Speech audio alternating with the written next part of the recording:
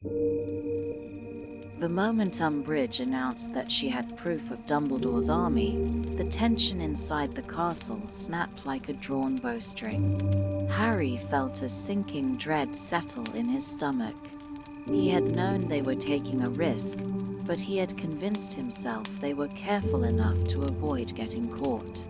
It didn't take long to find out who had betrayed them. Marietta Edgecombe, Cho Chang's friend, stood beside Umbridge, her face partially covered in angry, swollen boils that spelled out the word sneak across her skin. Hermione's curse, woven into the parchment they had all signed, had worked. Marietta had given them away, but not without consequence. Cho looked horrified, standing at the edge of the crowd, eyes flicking between Harry and her friend. She didn't mean to, she started, but Harry didn't want to hear it. He had trusted everyone in Dumbledore's army, and now they were all in serious danger. Before he could react, Umbridge and her inquisitorial squad descended on him. "You are coming with me, Potter," she said, her voice dripping with triumph. "And this time, Dumbledore won't be able to save you." Harry was dragged through the castle under the watchful eyes of students and teachers alike, until he found himself standing in Dumbledore's office. But this time, it wasn't just the headmaster waiting for him. Cornelius Fudge was there, along with Percy Weasley, who stood at his side looking smug and self-important. A group of auras flanked them, and in the center of it all stood Dumbledore himself, looking as calm as ever. "So," Fudge said gleefully, "we finally have proof of your little rebellion, Potter." Harry's pulse raced. He wasn't sure what would happen next: expulsion, arrest. But before he could speak, Dumbledore stepped forward. "I believe," Dumbledore said smoothly, "you are mistaken, Minister. It was I who formed this group." Fudge blinked. "You what?" Dumbledore turned his gaze on Umbridge, then Percy, then back to Fudge. "The students had nothing to do with it," he said, his voice perfectly measured. "Dumbledore's army, after all, is exactly what the Ministry has been so afraid of, isn't it? An army under my command." The way he said it left no room for argument. Fudge's expression twisted in pure delight. "So you admit it," he crowed. "You were planning to overthrow the Ministry." Dumbledore's blue eyes sparkled with amusement. "I will admit to no such thing, Cornelius. But, as you clearly require a scapegoat, I am happy to oblige." Fudge's face turned red. You will be arrested, Dumbledore. You will be taken into Ministry custody and tried for treason." Dumbledore simply smiled. "No, I don't believe I will." Before anyone could react, Dumbledore moved like a flash of light. The two auras were blasted backward, their wands flying from their hands. Fudge stumbled in shock, reaching for his own wand, but before he could draw it, the room crackled with magic. In the blink of an eye, Dumbledore was gone. The office fell into stunned silence. Fudge turned, furious, his face now purple. "Find him," he shrieked. "Find him immediately." But it was too late. Dumbledore had escaped, and now Hogwarts was left in the hands of Dolores Umbridge. As Harry was dragged from the office, he realized with chilling certainty things were about to get much, much worse. Dumbledore was gone. The moment he vanished from his office, the castle itself seemed to shift as if it knew that its true protector had disappeared. Fudge had gotten exactly what he wanted. The official announcement came the next morning. Dolores Umbridge was now headmistress of Hogwarts. The reaction was immediate. No one cheered. No one celebrated. Even most of the Slytherins, who normally thrived under Umbridge's rule, seemed unnerved by the idea of her having complete control over the school. For the first time in Hogwarts history, Dumbledore was not there to protect them. The changes came fast. The first thing she did was establish complete surveillance.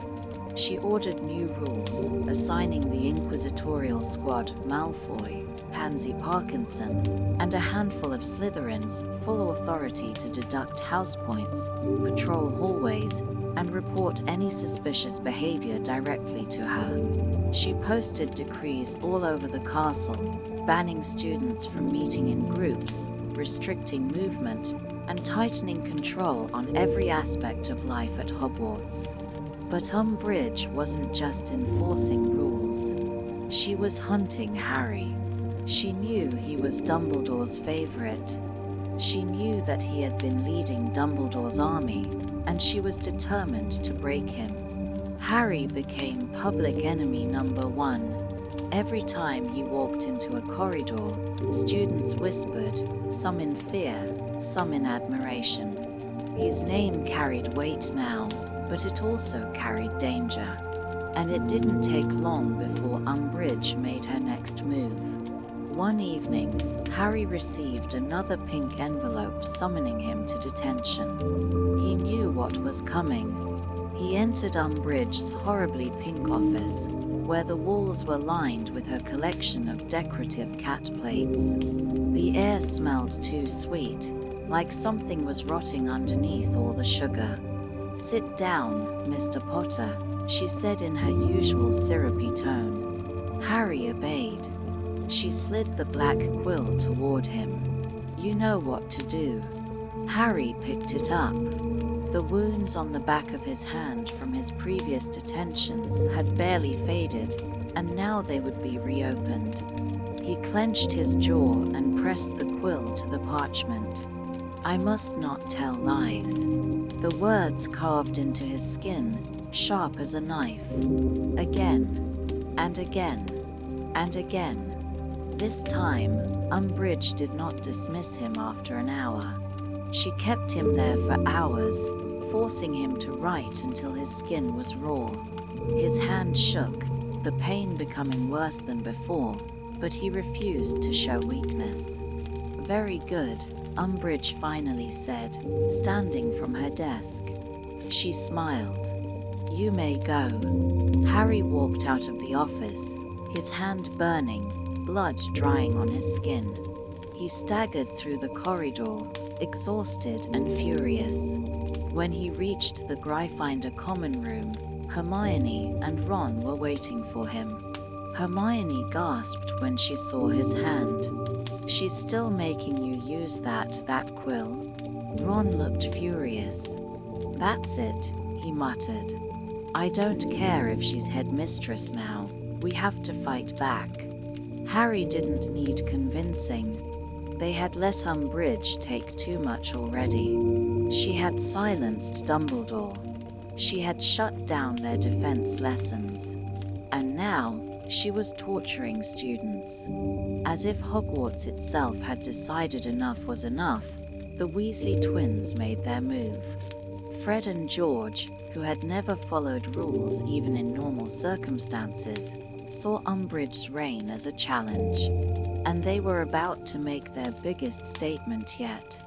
It started with small rebellions, enchanted fireworks that couldn't be vanished, enchanted swamp-like puddles appearing in the corridors, and vanishing staircases that left teachers stranded mid-step. But then came their grandest act of defiance. During a particularly grueling day, when Umbridge had just issued another brutal punishment to a student, the Weasley twins stormed into the Great Hall on broomsticks, launching fireworks so powerful they turned the sky into an explosion of colors. The students erupted in cheers. Umbridge screamed in fury, but she couldn't catch them. The twins zoomed through the halls, hexing portraits, blocking doorways, and transforming the entire school into chaos. And then, as they soared out of the castle, They turned back one last time. "Give her hell for us, Peeves," Fred called. And to everyone's shock and delight, Peeves the poltergeist saluted them, finally finding a cause worth fighting for. The Weasley twins were gone, but their legacy of rebellion had been set in motion, and Harry knew they weren't done fighting yet. With Dumbledore gone and Umbridge tightening her grip on Hogwarts, Harry's life became even more unbearable. The rebellion sparked by the Weasley twins had lifted the spirits of students, but it had also made Umbridge more paranoid than ever. She knew Harry had been at the center of the resistance, and now, with no Dumbledore to protect him, she was determined to break him completely. The inquisitorial squad became even more ruthless. Malfoy and his gang patrolled the halls like prison guards, taking house points for the most absurd reasons, breathing too loudly, smirking disrespectfully, or even thinking suspicious thoughts. But Umbridge wasn't just trying to control Hogwarts. She was also watching Harry's every move. Something was happening to him. His scar had been hurting more frequently, and his dreams were no longer just dreams. They were visions, vivid, terrifying glimpses into Voldemort's mind, as if some invisible force had been connecting them. He hadn't told anyone, not even Ron and Hermione, but deep down, he knew something was terribly wrong. And then, the worst happened. One night, Harry woke up gasping for air, his heart pounding wildly. But he wasn't in his bed. He was somewhere else. He could see something, someone. Mr. Weasley. Arthur Weasley was alone in a long, dark corridor. He was guarding something. And then, a huge snake lunged at him. Harry felt the bite as if it were his own. Pain exploded through his body, so intense it knocked the breath from his lungs. He was the snake. He could feel the hunger, the rage, the desire to kill. And then he woke up, screaming. Ron was shaking him awake, his face pale with fear. "Harry, what's wrong?" Harry couldn't speak. His breathing was ragged, his entire body shaking. He had just seen Mr. Weasley being attacked through Voldemort's own eyes. They ran for McGonagall's office.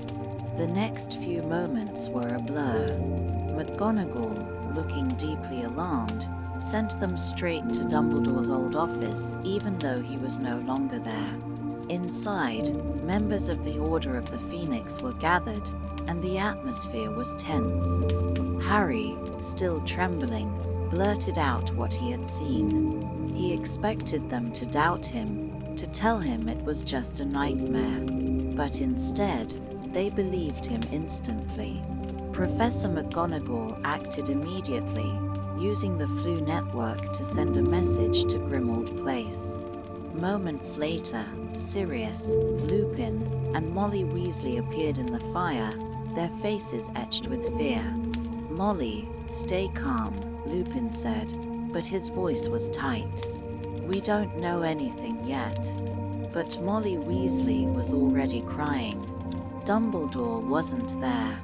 But the moment his enchanted silver instruments began whirring, sending out delicate wisps of smoke, something clicked into place in Harry's mind. Dumbledore had already known something like this might happen, and he hadn't told him. Minutes passed that felt like hours, until suddenly a patroness burst into the room. It was a weasel. "He's alive," the patroness said in Kingsley Shacklebolt's voice. "Arthur is alive. He's been taken to St. Mungo's." The tension snapped. Molly sobbed in relief, gripping her chest. Harry, still pale, felt his knees weaken. He had been right, but the implications terrified him. How had he seen through Voldemort's eyes? And what did it mean? Dumbledore returned that night, but he did not speak to Harry. He refused to meet his gaze, keeping his blue eyes fixed on the swirling instruments on his desk. Instead, he turned to McGonagall. Harry must begin occlumency lessons immediately. Harry frowned. Occluwhat? Dumbledore finally looked at him. It is a branch of magic that allows you to protect your mind from external influence. Harry didn't understand. But why? You are connected to Voldemort in a way no other wizard has ever been, Dumbledore said carefully. And that connection is growing stronger. Harry felt cold all over. I saw through his eyes, he said quietly. I felt what he felt. Dumbledore's jaw tightened. You must learn to block him out, he said. Snape will teach you. Harry stared. Snape? He almost laughed. Of all the people in the world, Snape was the last person he wanted invading his mind. But Dumbledore did not offer him a choice. The lessons began immediately. Harry arrived at Snape's office the next evening, unsure of what to expect. The potions master looked at him with cold indifference. Sit, he ordered. Harry did. Legilimency, Snape said, pacing slowly, is the ability to penetrate another's mind, to see their memories, their emotions, and their fears. He turned, his dark eyes gleaming. Occlumency is the opposite. It is the act of closing one's mind, preventing another from gaining access. Harry clenched his fists. So Voldemort is using legilimency on me? Clearly, Snape said with distaste. The next moment, Snape raised his wand. Legilimens. A blast of magic hit Harry, and suddenly, memories flooded his mind. He was being chased by Dudley's gang. He was locked in the cupboard under the stairs. Cedric was lying on the ground, dead. No, Harry shouted. The connection snapped. He was back in Snape's office, breathing hard. Snape smirked. Pathetic, Potter. Harry glared at him. And so it began. Every lesson was a war. Snape would attack his mind, forcing memories to rise, and Harry had to fight to push him out. But each time, Snape dug deeper, pulling more painful moments, more vulnerabilities. And Harry hated every second of it. He couldn't focus, couldn't block Snape out. His mind felt like an open wound, and every time Snape probed deeper, he felt weaker and more exposed. But something else was happening, too. The visions weren't stopping. They were getting worse. No matter how hard he tried to block Voldemort out, his connection to the Dark Lord was growing stronger. And then, one night, he saw something he wasn't supposed to see. A door. A long, dark corridor. And a prophecy. Harry woke up gasping. Voldemort was searching for something. Something inside the Department of Mysteries. And suddenly, Harry knew. This wasn't just about him seeing into Voldemort's mind. This was about Voldemort seeing into his. And he wasn't sure which one of them was controlling it anymore. Harry's scar was burning when he woke up, his breath coming in gasps. The vision had been so vivid, so real. He had been inside Voldemort's mind again, but this time it wasn't an attack or a moment of rage, it was something more. He had seen a door, a long, dark corridor, the same one from his earlier dreams. And beyond it, something important. Something Voldemort desperately wanted. He sat up, gripping his forehead, trying to push back the searing pain. This wasn't just another dream. He had seen Voldemort speaking with someone, issuing orders. They were searching for something inside the Department of Mysteries. Harry didn't understand what it was, but the urgency in Voldemort's thoughts, the hunger, it terrified him. Ron and Hermione were already awake, staring at him with concern. He must have made a sound in his sleep. Hermione was clutching a book, but her gaze flickered to his scar, already knowing what had happened. "You saw something again," she whispered. Harry nodded, swallowing hard. "He's looking for something at the Ministry. I don't know what, but it's important." Hermione's fingers tightened around the edges of her book. "Did you see where?" "The same corridor I've seen before," Harry said. But this time, he was there. He was actually there. Ron shifted uncomfortably. "Mate, are you sure it's not, a trick?" Harry clenched his jaw. He knew what Ron meant. The possibility that Voldemort could be feeding him visions, manipulating what he saw, had crossed his mind more than once. But this had felt different. It wasn't an illusion or a planted thought. It had been real. "I have to find out what he's after," Harry muttered. Hermione hesitated. "Dumbledore said you need to keep practicing occlumency." Harry scowled. "Yeah, well, that's not going great, is it?" His occlumency lessons with Snape had turned into a personal war. Every session left him exhausted and humiliated, his mind an open book for Snape to rip through. He was supposed to be blocking the intrusions, stopping Voldemort from slipping into his thoughts, but every time Snape cast Legilimens, Harry's defenses shattered. The visions weren't stopping. If anything, they were becoming more frequent. And the worst part, he was starting to feel like Snape wanted him to fail.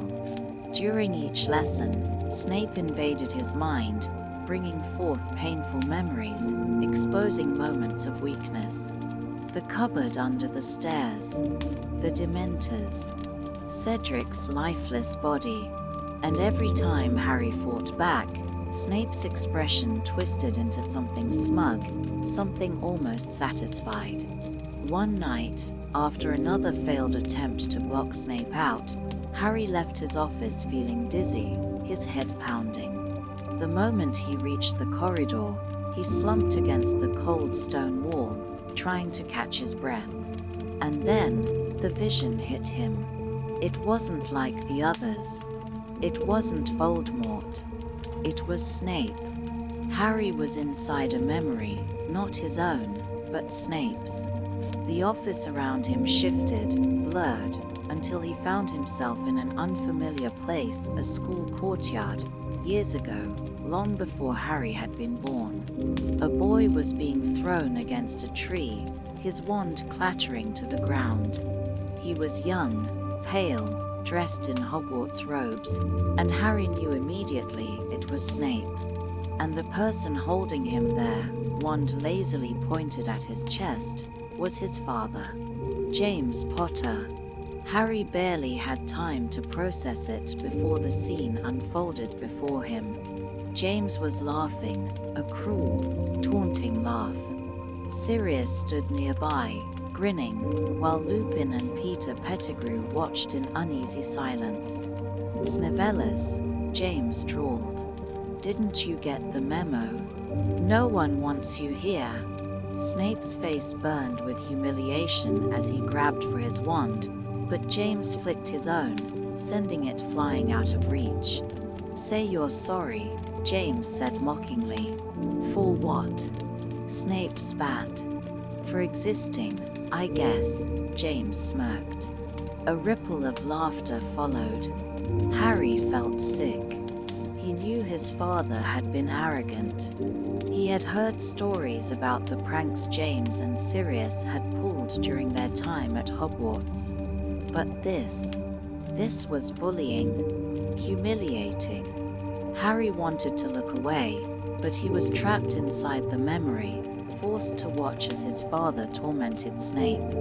It was only when Lily Evans stormed into the scene, shouting at James to stop, that the memory shifted. Snape turned on her, furious, calling her the one word that sent a ripple through time. Mudblood. The scene shattered like glass. Harry was thrown back into Snape's office, gasping, the taste of bile in his throat. His heart was pounding. He had just seen something Snape had never intended him to see, and Snape knew it. His face twisted in pure rage as he yanked Harry out of the pensive, his dark eyes burning with fury. "Get out," he hissed. Harry scrambled to his feet.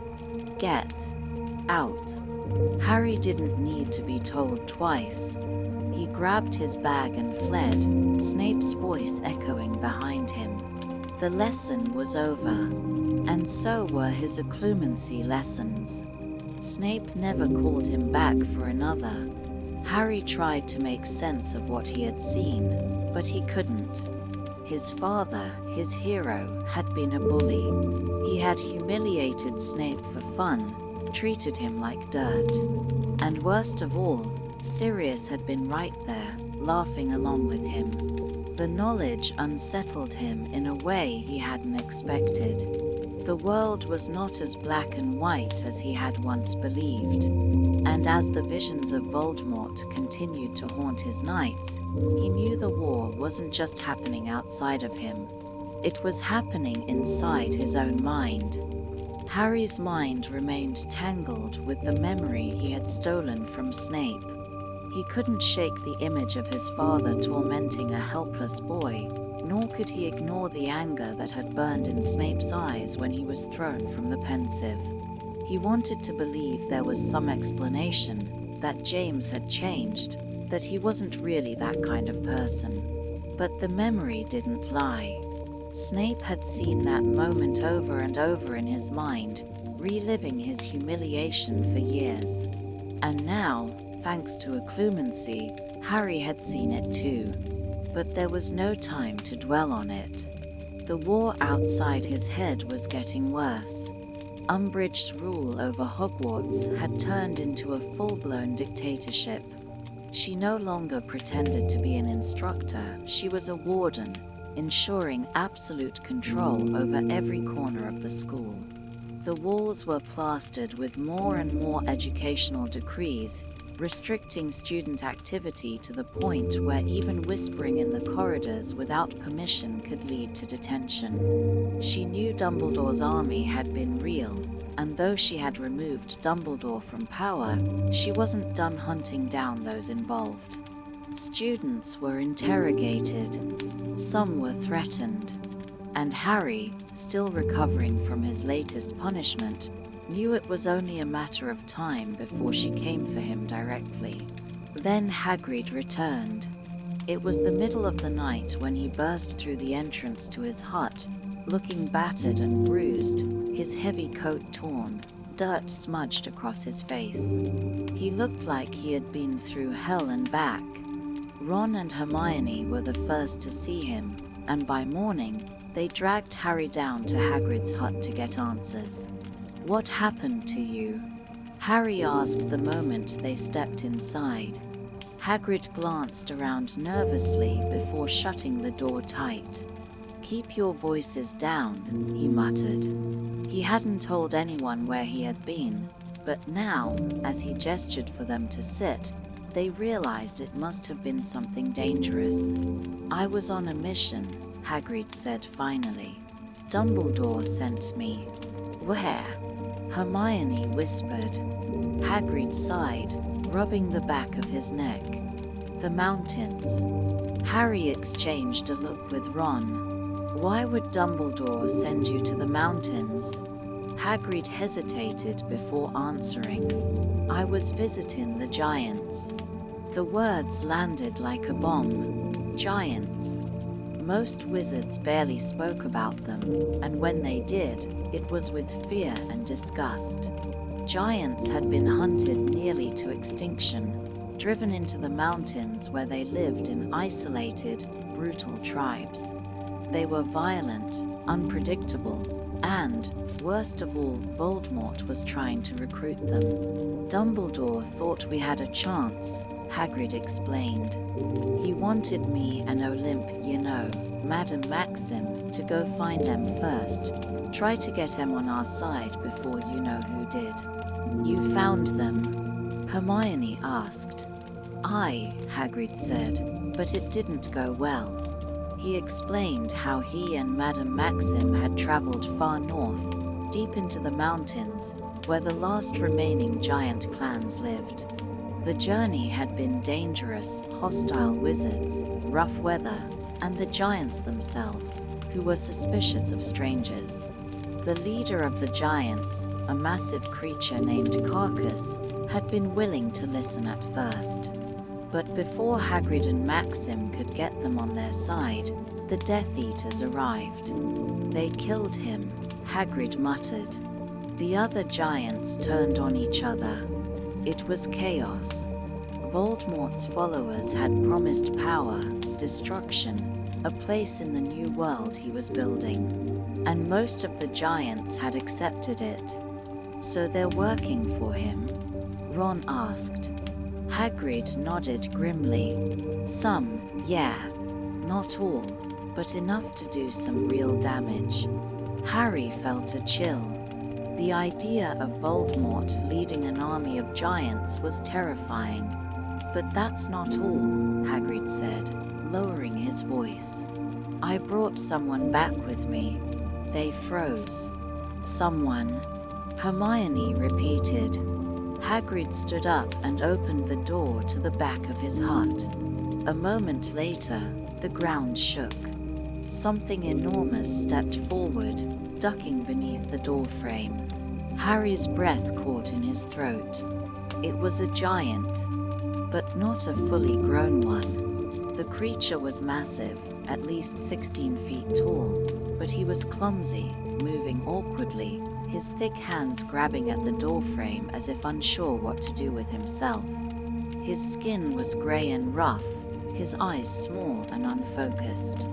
He had the general shape of a human, but his limbs were too thick, too slow. This is Grawp, Hagrid said, stepping aside. Me brother. Harry blinked. Ron coughed. I'm sorry, what? Me half-brother, Hagrid corrected. Same mum, different dad. Hermione's eyes widened. Hagrid, you never said. Hagrid sighed. Didn't know myself till I found him. Grawp grunted, looking between them before giving a low, confused sound. He don't talk much, Hagrid admitted, but he understands a bit. I couldn't leave him there. They'd be killed him. Harry could see now Grawp was younger than the others, weaker. He wouldn't have survived in the mountains alone. But Hagrid, Hermione whispered, where is he going to stay? Here, Hagrid said simply, in the forest. Harry and Ron exchanged a look. This was madness, but it was also exactly what Hagrid would do. Despite the chaos, despite the war, Hagrid had brought his brother home, risking everything to keep him safe. As they left the hut that night, Harry's mind was racing. Voldemort had the giants. The Ministry was still pretending nothing was happening. And somewhere, hidden in the Department of Mysteries, was something Voldemort desperately wanted. Harry didn't know how it was all connected, but he had the terrible feeling that soon they were going to find out. Harry's mind was racing as they walked back to the castle. Hagrid's return, the giants siding with Voldemort, and now Grawp hidden in the Forbidden Forest, it was too much. Every day, things got worse. The war was no longer a distant threat, it was happening around them, and the Ministry was still acting like nothing was wrong. But Harry knew better. The vision of Voldemort searching for something inside the Department of Mysteries still haunted him. He had told no one, not even Ron and Hermione, that he was seeing that long, dark corridor almost every night now. The door. The feeling that something important was waiting for him behind it. And worst of all, he was sure Voldemort wanted him to see it. The pressure inside Hogwarts was boiling over. Umbridge's rule had turned the school into a prison, and students were beginning to crack under the pressure. The Inquisitorial Squad was getting bolder, punishing students for the smallest offenses, and no one was safe. Then, Dumbledore's army fell apart.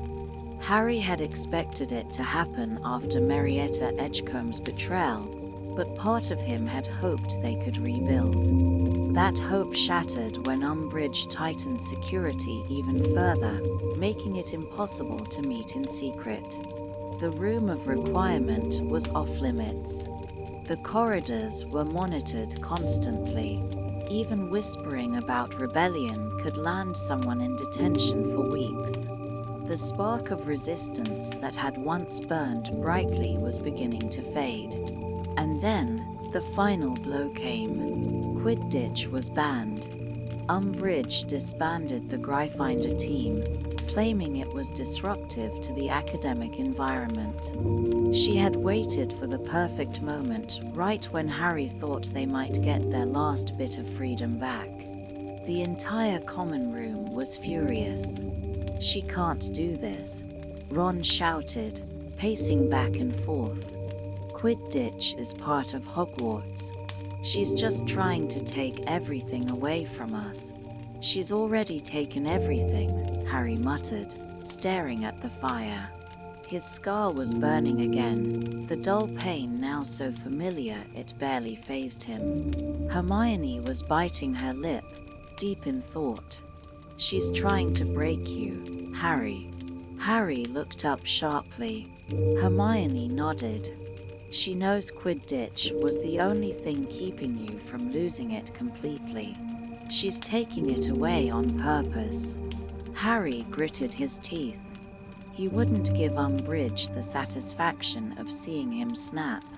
But that didn't mean he wasn't planning something.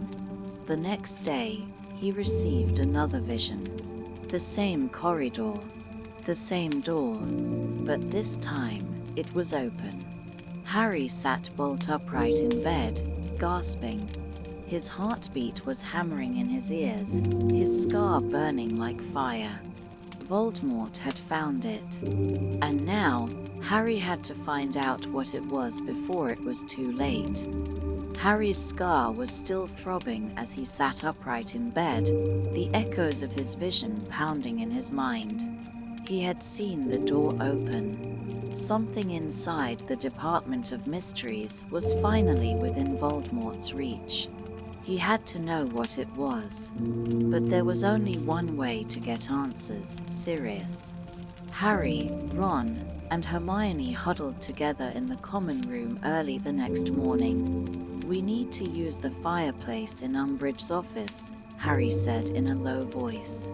"It's the only one that still connects to the Flu network." Ron looked uneasy.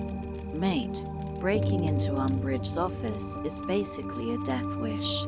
"It's worth the risk," Hermione said firmly. "If Voldemort has found what he's been searching for, we need to know what it is." They waited for the perfect moment.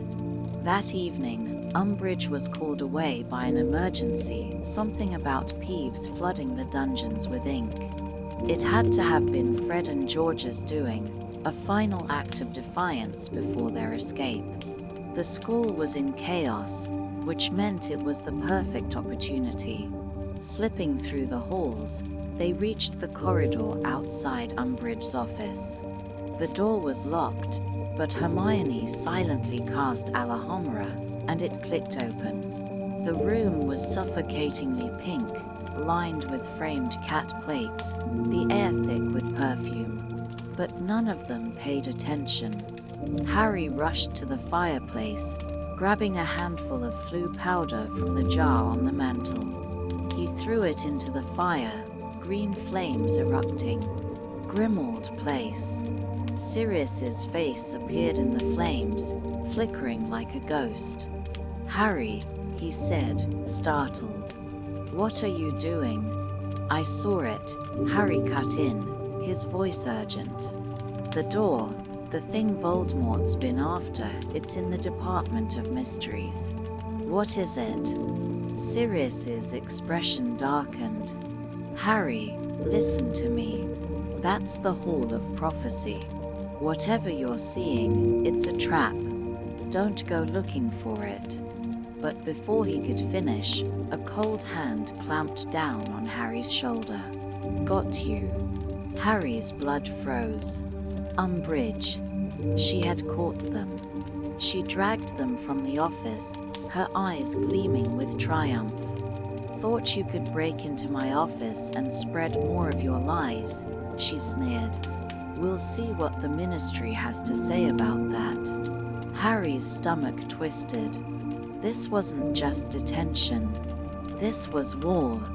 Harry, Ron, and Hermione were dragged through the castle, their arms gripped tightly by Umbridge's inquisitorial squad. Malfoy was smirking with glee, his fingers digging into Harry's shoulder. "I knew you'd slip up, Potter," Malfoy whispered gleefully. "This is the end for you." Umbridge marched ahead of them, her breath coming in quick, excited huffs. She was thrilled, practically trembling with delight. She had finally caught Harry Potter breaking the rules in the worst way possible, and now she had the perfect excuse to have him expelled or worse. When they reached her office, she shoved them inside, sealing the door behind them. "Who are you contacting?" she snapped, her beady eyes darting between the three of them. Harry clenched his jaw. "I saw the flue flames go green, Mr. Potter," Umbridge continued, her voice dripping with fake sweetness. "Tell me, which of your rebel friends were you speaking to?" Silence. Umbridge's smile tightened. "No matter," she said, stepping closer. "The minister will be most pleased to hear of this. Contacting known criminals, breaking into a teacher's office, spreading dangerous misinformation. Oh yes, this will all be in my report." Ron glared at her. "We're not spreading misinformation. That's not for you to decide," Umbridge snapped. She raised her wand, pointing it directly at Harry's face. "Now, tell me who you were speaking to." Harry stared at her defiantly. He knew she was ruthless, but she wouldn't actually try anything illegal, would she? Then her smile curved dangerously. "Very well," she said, turning slightly. "We'll have to use alternative methods." Harry's stomach dropped. "Crucio should loosen your tongue," Umbridge mused. "Of course, the use of the Cruciator's curse on students is frowned upon." She tilted her head, as if enjoying the thought. "But in certain, extreme cases, the Ministry would understand." Ron and Hermione stiffened beside him. She was actually going to do it. Before Harry could react, Hermione burst into tears. "Please," she wailed. "Please, don't curse him. We'll tell you whatever you want." Umbridge froze in surprise. Harry and Ron stared at Hermione, confused, but then Harry saw the slight flicker in her eyes. She was acting. "I knew it," Umbridge breathed, stepping toward her. "I knew you'd break first, girl. Now, tell me what you know." Hermione sniffled. "We weren't contacting anyone from the outside," she whimpered. "We were," she hesitated, then lowered her voice. "We were trying to contact him." Umbridge's eyes widened. "Him?" Hermione nodded furiously. "The weapon. We wanted to tell him that it's ready." Harry barely managed to keep his face neutral. Hermione had just given them an out. "A weapon," Umbridge whispered. Dumbledore's secret weapon? Hermione nodded frantically, wiping her face. Yes, but it's in the Forbidden Forest. We were going to contact him to tell him it was ready. Umbridge straightened, glancing at the door as if debating. Then, suspicion flickered across her face. "You'll take me there," she ordered. Hermione gulped but nodded. "All right, just you. No one else can know about it." Umbridge beamed, falling for the bait. She forced Harry and Hermione out of the office, leaving Ron behind under Malfoy's watch. As they walked toward the edge of the castle, Umbridge's breath was coming fast, her greed obvious. If there was truly a weapon hidden in the forest, it would be her discovery. But Hermione had other plans. They entered the Forbidden Forest, stepping over roots and ducking under low branches.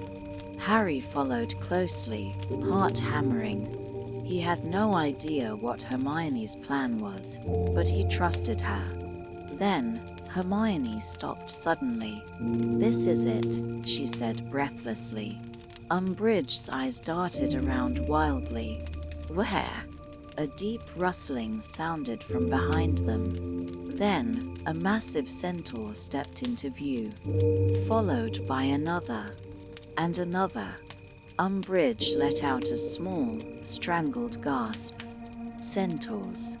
Tall, powerful, their muscular forms gleaming in the dim forest light, the centaurs stood in a silent, imposing line. Their eyes flickered over Harry and Hermione before settling on Umbridge. She took a step back. "You've led me to beasts," she shrieked. Hermione shrugged innocently. "You said you wanted a weapon," she said. Umbridge's face twisted in fury. "You stupid, lying little." "Enough," a centaur said in a deep voice. Umbridge spun around, pointing her wand at him. "I am the headmistress of Hogwarts. I work for the Ministry of Magic. You creatures have no right." The centaurs tensed. "You dare call us creatures?" one of them rumbled, stepping forward. Umbridge's wand trembled slightly. "Get away from me," she screeched. "I have the full authority of the Ministry." But the centaurs were done listening. With a snarl, one of them grabbed her by the arm. Umbridge let out a blood-curdling scream. "No, let go of me," she shrieked, thrashing wildly. "You can't do this. I am the High Inquisitor." But the centaurs dragged her into the depths of the forest, her screams fading into the distance. And just like that, Dolores Umbridge was gone. Harry and Hermione stood frozen for a moment, the only sound the rustling leaves and the distant echoes of her shrieks. Then, Hermione turned to Harry. "Run." They took off through the trees, dashing back toward the castle, hearts pounding. By the time they reached the edge of the forest, they were breathless but victorious. Umbridge was out of the picture, but the fight was far from over. Harry and Hermione burst out of the Forbidden Forest, their hearts pounding, their breaths coming in ragged gasps. Umbridge was gone, dragged screaming into the depths by the centaurs, and for the first time in months, Hogwarts felt lighter. But there was no time to celebrate. Ron was still trapped in Umbridge's office. The Inquisitorial Squad was still roaming the halls. And worst of all, Voldemort had found what he was looking for in the Department of Mysteries. Harry knew they had to act fast. He had seen Sirius being tortured, trapped inside the same dark corridor that had haunted his dreams for weeks. His godfather was in danger, and Harry was done waiting. Hermione grabbed his arm. "We can't go running in there alone," she said breathlessly. "We need help." "We don't have time," Harry snapped. "If we don't get to the Ministry now, Sirius is going to die. Ron, Ginny, Luna, and Neville were waiting for them near the entrance hall, already armed and ready. "We heard what happened," Ginny said, gripping her wand. "We're coming with you." Harry wanted to argue, to tell them it was too dangerous, but he knew there was no point. They had all been fighting alongside him for months. They weren't going to back down now. The problem was getting to London. Fred and George had stolen the last of the school's brooms before they left, and Umbridge had shut down the flu network. But there was still one way out. Thestrals. The skeletal, winged creatures were waiting in the Forbidden Forest, sensing their need for urgent travel. Harry and Luna were the only ones who could see them clearly, but the others climbed on without hesitation. With a great rush of wind, the Thestrals launched into the night sky, carrying them away from Hogwarts and toward the heart of the war. They arrived at the Ministry of Magic in the dead of night, landing outside the deserted entrance. The grand golden doors stood eerily silent, and as they stepped inside, the familiar glistening atrium seemed unnatural without the usual bustling wizards. The Department of Mysteries was waiting below. The moment they stepped out of the lift, Harry knew something was wrong. The hallways were too quiet, the air too still. They crept forward, wands raised, moving deeper into the strange, circular room filled with identical doors. Harry's scar throbbed painfully as he pushed open the door from his visions. Inside was a vast, shadowy chamber, lined with towering shelves stacked with thousands of delicate glass orbs. The Hall of Prophecy. At the very center, one orb glowed faintly, drawing Harry forward like a magnet. His name was written on it, Harry Potter and Lord Voldemort. His fingers brushed against the glass, and the trap was sprung. A cold, mocking voice echoed through the room. "Very good, Potter." Harry spun around. A dozen figures stepped out of the darkness, their hooded cloaks gleaming in the dim light. Death Eaters. Bellatrix Lestrange grinned wickedly, twirling her wand between her fingers. Lucius Malfoy stood at the center, his cold silver mask glinting as he took a step forward. "You have something that belongs to the Dark Lord," Malfoy said smoothly, gesturing to the prophecy. "Hand it over, and no one gets hurt." Harry's grip tightened around his wand. He had walked straight into Voldemort's trap, but he wasn't going down without a fight. "Run!" Harry shouted. The room exploded into chaos. Spells blasted through the air, smashing into the shelves, sending prophecies shattering to the ground in a whirlwind of voices and dust. Ginny stunned a Death Eater with a perfectly aimed bat bogey hex, while Luna dodged a curse and fired back with a blasting charm, knocking another figure into the darkness. Ron grabbed Neville, pulling him behind cover as jets of green and red light flew past them. Bellatrix let out a mad, gleeful laugh as she sent a curse hurtling toward Hermione.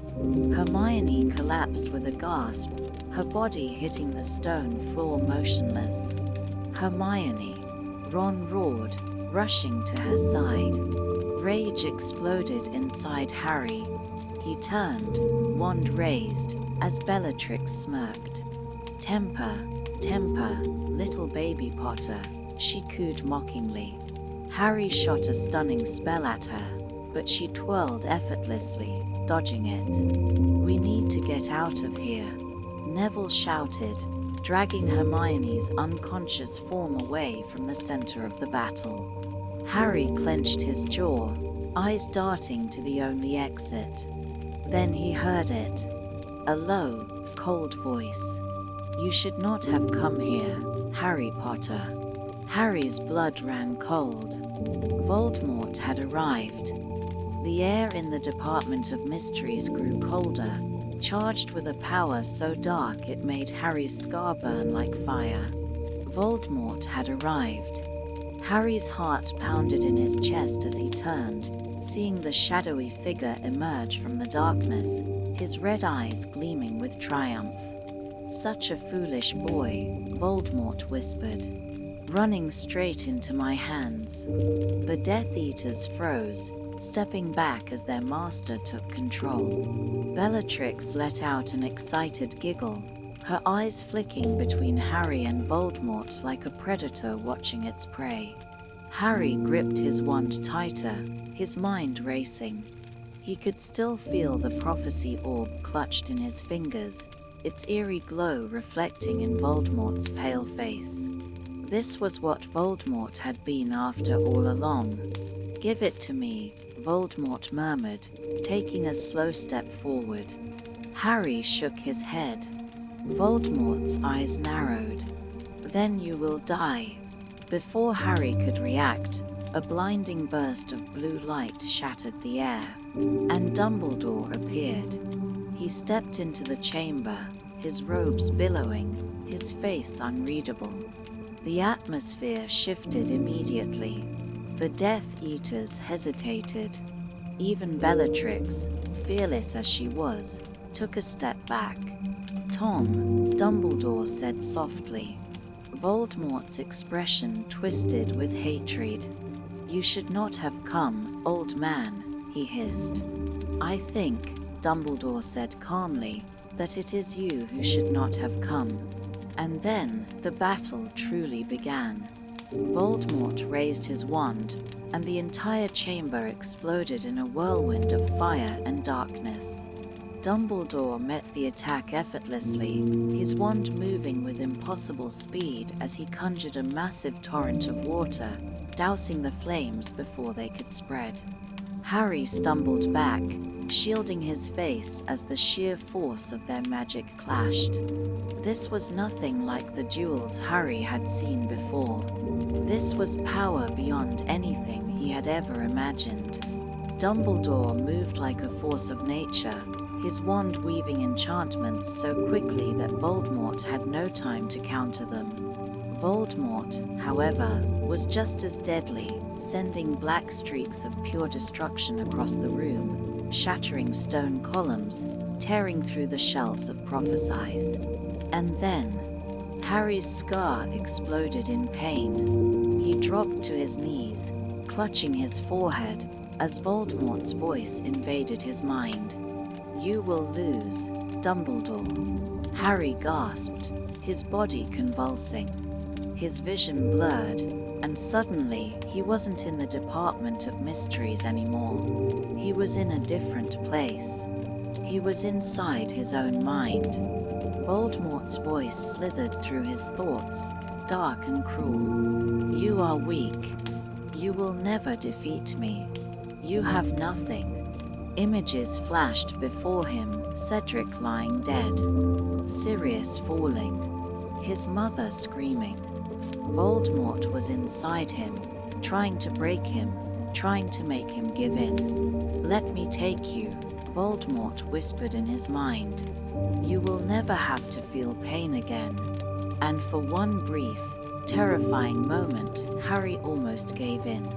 But then, a different image filled his mind. Ron, Hermione, the Weasleys, Sirius laughing at Grimmauld Place. Dumbledore's words, spoken so long ago. "You are protected by love, Harry." And suddenly, Voldemort's grip shattered. Harry threw him out of his mind, gasping as he fell back into his body. When he opened his eyes, he saw Voldemort staggering backward, his red eyes wide with shock. Dumbledore raised his wand. Voldemort let out a furious, ear-splitting shriek. And then he was gone. A deep silence followed. The remaining Death Eaters, seeing their master disappear, panicked. Some tried to flee, but Aurors arrived, led by Kingsley Shacklebolt and Cornelius Fudge himself. For a long moment, Fudge simply stared at the destruction, at the captured Death Eaters, at the place where Voldemort had stood just seconds ago. Dumbledore turned to him. "You have your proof, Cornelius," he said softly. Fudge's face was ashen, his mouth moving without sound. "His back," he finally whispered. Dumbledore's eyes hardened. "Yes, and now the real fight begins." That night, the world changed. The Ministry was forced to admit the truth: Voldemort had returned. The Daily Prophet printed a full retraction, clearing Harry's name and exposing the corruption that had tried to silence him. Umbridge was removed from Hogwarts, disgraced and powerless. And the war had truly begun. But the victory came at a cost. Sirius was gone. Harry sat in Dumbledore's office, staring at his hands, numb. He had barely registered the fight. He had barely processed Voldemort's escape. All he could think about was Sirius falling through the veil, Bellatrix's laughter ringing in his ears. Dumbledore sat across from him, his expression unreadable. "I should have told you everything sooner," he admitted. And then the truth was revealed. The prophecy, the reason Voldemort had targeted Harry since he was a baby, the one with the power to vanquish the Dark Lord approaches. Born as the 7th month dies, and the Dark Lord will mark him as his equal, but he will have power the Dark Lord knows not. Harry felt his blood run cold. The prophecy had been about him all along. He was the one destined to defeat Voldemort, or die trying.